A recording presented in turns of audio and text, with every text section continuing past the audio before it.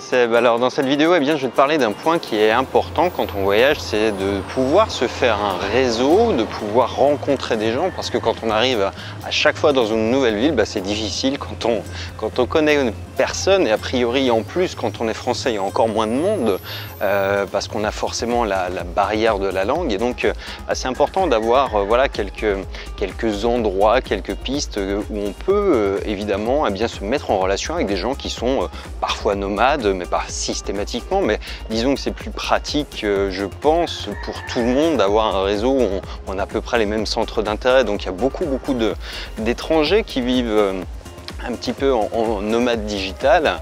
Il y a beaucoup d'Américains, il y a beaucoup de gens qui sont installés notamment en Asie pour le coût de la vie évidemment. Il y a beaucoup de gens qui sont un petit peu dans les pays de l'Est, il y en a un petit peu en Amérique latine également. Et c'est vrai qu'il y a des petites communautés qui sont rassemblées un petit peu partout, il faut encore arriver à les trouver. Et puis dans cette vidéo, je vais te proposer 3 ou 4 moyens du moins de pouvoir rentrer en contact avec des gens et ne jamais être tout seul quand tu vas arriver dans une ville et avoir toujours des gens avec qui tu vas pouvoir peut-être aller prendre un verre, ou alors peut-être négocier je sais pas, des partenariats, pouvoir travailler, des interviews, bref, tout dépend de ce que tu fais, de ce que tu veux faire, mais tu vas pouvoir toujours avoir des gens à rencontrer, pas forcément de temps en temps être tout seul, parce que c'est vrai, quand on arrive un petit peu de nulle part et quand on arrive dans une grande ville, dans un nouveau pays par ailleurs, c'est important d'avoir des gens qui puissent te dire voilà où aller, quels sont les bons plans, quels sont les bons restaurants, aller prendre un verre avec des gens avec qui tu partages certaines choses, certaines valeurs, ça peut être également quelque chose de très enrichissant. Alors, comme prévu, voici quelques endroits où tu vas facilement pouvoir trouver des digital nomades, des gens qui sont en voyage ou des gens qui sont installés dans des pays à l'étranger. Alors évidemment, il y a Facebook. Facebook, tu vas pouvoir rechercher des gens au niveau anglophone, il y en a beaucoup de groupes, souvent par pays. Si tu tapes digital nomade Thaïlande, tu vas trouver des groupes avec généralement assez peu de français.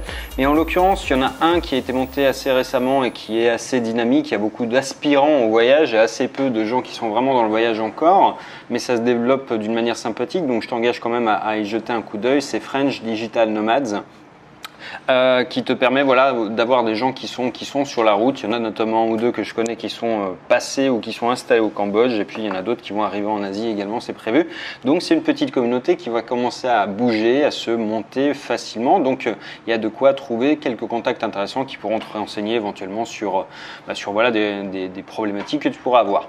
Ensuite, il y a un site qui est vraiment génial, c'est Nomad List. Alors ça va te permettre à la fois d'avoir des reviews de villes, de gens qui sont installés ou qui y sont passés. Donc par exemple, tu vois que Bangkok, tu as une connexion de 25 MB à disposition, ça coûte dans les 1200 $ d'y rester au mois, et tu vois, tu as des notes qui sont attribuées ensuite par coût de la vie, par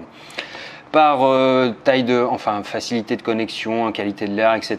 Donc ça donne pas mal d'informations, et puis surtout tu vas avoir des gens qui sont directement sur place. Donc là tu vas pouvoir trouver des gens directement avec qui dialoguer. Tu vas pouvoir avoir des réponses à des questions, parce qu'il y a plein de monde qui a déjà participé dessus.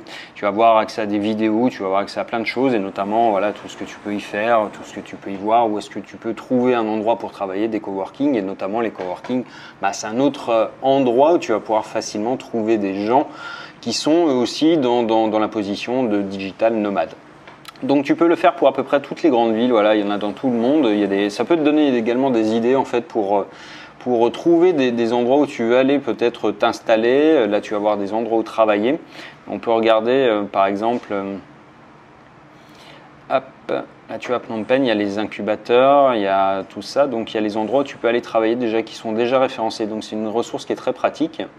Et puis tu vas pouvoir faire des recherches. Alors si tu veux par exemple un pays qui est pas très cher, où l'internet est bon, et en fait où il fait plutôt chaud, il va te sortir d'une manière dynamique tout ce qu'il y a à disposition. Donc tu vois, on va voir, tu proposes les résultats de recherche. Donc on a Bangkok avec ça, effectivement. Bon, si on met cette petite ville peut-être,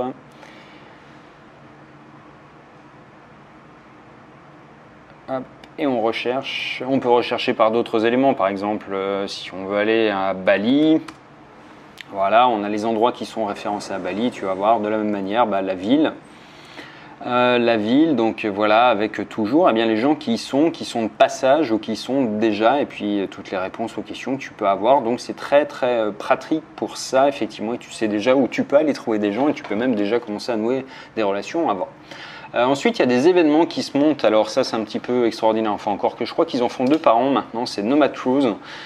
C'est des croisières qui sont organisées en transatlantique et qui sont organisées à des prix ultra compétitifs parce que c'est grosso modo les 40% ou 50% du prix. Normalement, ça va à peu près dans les 1000 euros, je crois. Et là, tu vois, c'est vendu à 520, 580 euros.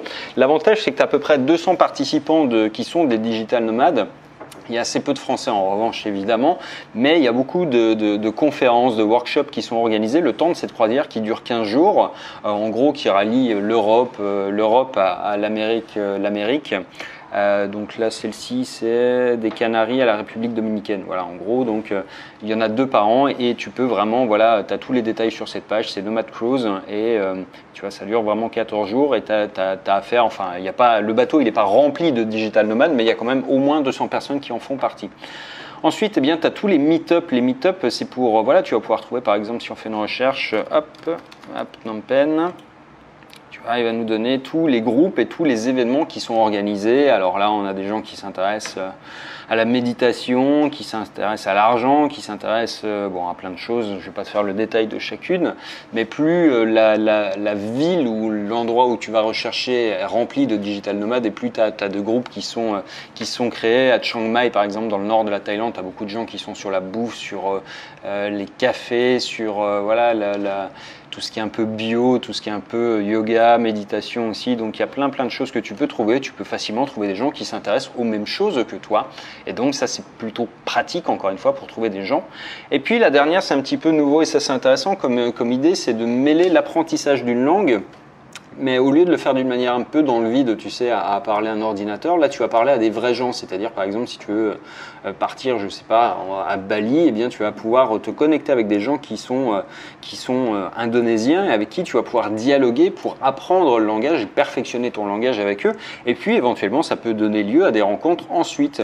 Donc c'est une très bonne idée en fait, tu vois, pour te familiariser un petit peu avec, avant de partir, avec le vocabulaire, avec voilà, peut-être apprendre quelque chose sur les us, les coutumes, ce qu'il faut faire, ce qu'il ne faut pas faire, les quelques mots indispensables à savoir, et peut-être nouer des relations avec des gens, puisque tu as des filtres de recherche qui sont, tu vas pouvoir sélectionner les gens avec qui tu vas vouloir dialoguer, et c'est plutôt intéressant comme concept, ça mi-chemin entre l'apprentissage de la langue et le réseau social. En réalité, c'est plutôt pas mal.